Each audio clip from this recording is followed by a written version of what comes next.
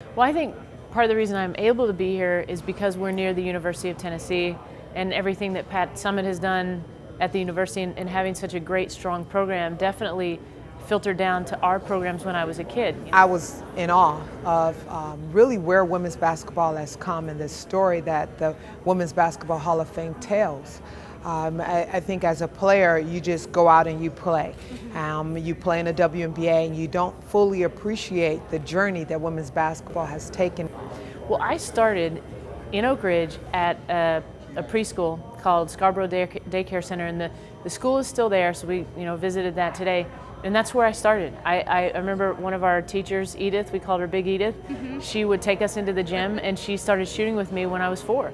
And I could actually shoot on a 10-foot basket, if you can believe that. I mean, yeah, not well, but at least like chuck it up there. And it was sort of love at first sight. I mean, I always loved the game, and I think I loved it in part because, as I said, it brings people together, but it's also what kids did. Well, I'm going to date myself, but my very first memory were the Los Angeles Lakers and Kareem Abdul-Jabbar and Norm Nixon and Jamal Wilkes, and I just loved to watch basketball. I didn't really start playing basketball until I was 16 years old. I saw a girl in the gym. She put the ball behind her back. She laid it up. I was like, hey, I'd like to learn how to do that. That sparked my interest, and once I started playing the sport, I just fell in love with basketball.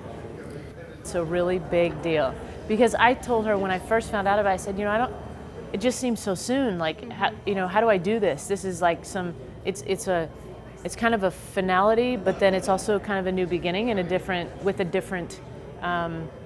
I guess you're a Hall of Famer. I mean, that's a big deal, and so she really kind of, I think, helped me see it more in that light and to really accept it, and because that's been hard for me too. As I said, I'm not great with individual awards, so to kind of really accept this and look at it as bringing everyone together, it's been a shift for me.